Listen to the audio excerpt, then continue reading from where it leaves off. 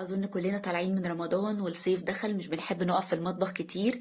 فالوصفة بتاعت النهاردة بقى جامعة بين حاجات كتير قوي. أولا طعمها يجنن حلو قوي، كمان ما بتاخدش وقت في ان احنا نحضرها، يعني تحضيرها كده في دقايق هنحطها في الفرن. هنعمل جنبها اي حاجة انتوا حابينها، تليق جنبها حاجات كتير او ممكن ناكلها كده لوحدها. مش هنستخدم مواعين كتير واطباق كتير، فطبقات كده حلوة قوي هتعجبكم جدا. فتعالوا كده سريعا اقول لكم انا عملتها ازاي، بس يا ريت الاول نصلي على النبي عليه افضل الصلاة والسلام. وكمان ما تنسوش تعملوا لايكات كتير، واللي اول مرة بيشوفني انا رغدان. اول حاجة كده في حلة هنحط انا قطعت كيلو بطاطس.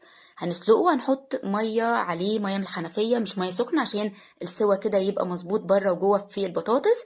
وهنحطه عشان يتسلق، وهو بيتسلق بقى في الصينية اللي هندخلها الفرن. زي ما قلت لكم مفيش مواعين كتير. حطيت نص كيلو من اللحمة المفرومة، مفرومة وشين، وحطيت بصلتين وسط متقطعين صغير، فلفلاية ملونة وفلفلاية حامية، معلقة صغيرة مليانة من بهارات اللحمة، ونص معلقة من 7 بهارات. حطيت ملح، وحطيت ربع معلقة قرفة، وحطيت معلقة صغيرة فلفل اسود، وحطيت معلقة ونص من المستردة. وهنبتدي بقى نعجن كويس قوي اللحمة، نعجنها كده دقيقة او دقيقة ونص. وزي ما قلت لكم كده الأحسن ان هي تبقى مفرومة وشين. بعد بقى ما نعجنها في بعض كويس كده هنبتدي نسويها كده في الصينية كله سوا واحد، نحاول على قد ما نقدر. قبل ما ندخلها الفرن هنعمل الصوص اللي هنحطه فوق الوش.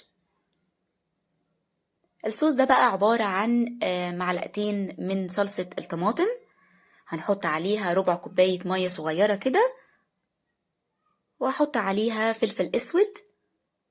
هنقلبهم بس كويس كده مع بعض، وهنحطهم على اللحمة. وهي كده كانت جاهزة ان هي تدخل الفرن. دخلتها على الرف اللي تحت خالص، درجة حرارة 220. هنولع فوق وتحت مع بعض. لو الفرن مش بيولع تحت وفوق مع بعض هنولع الاول تحت شوية وبعدين الشواية شوية. المهم ان احنا عايزين الكفتة تستوي 70% بس. البطاطس بقى كانت سلقت، هنصفيها كويس جدا جدا.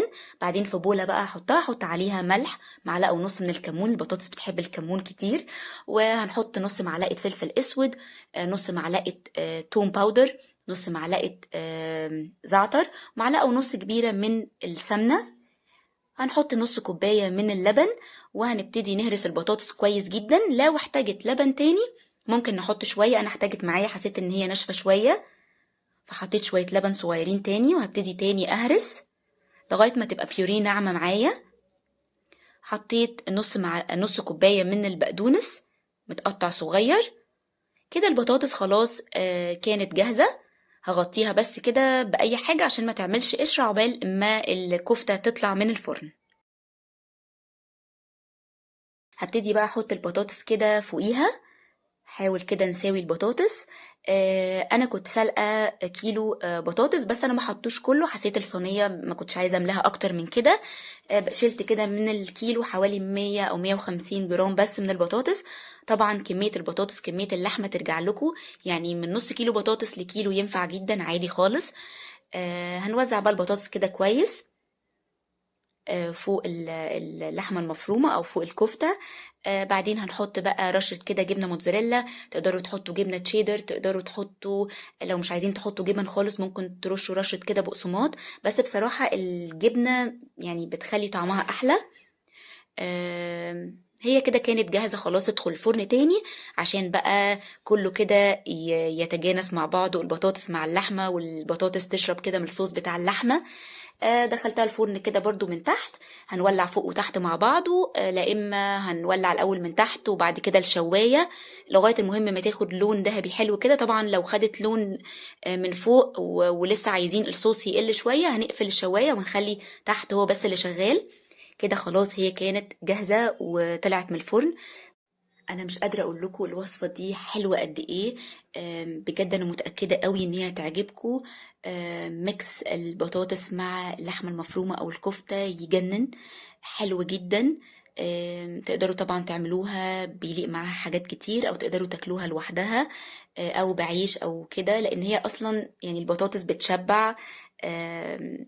فبجد اتمنى ان انتوا تجربوها، وبالهنا والشفا على اللي هيجربها ان شاء الله مقدما. وبكده يكون الفيديو خلص. يا رب يكون عجبكم، ولو عجبكم ما تنسوش تعملوا لايكات كتير. بحبكم قوي وهتوحشوني قوي. باي باي.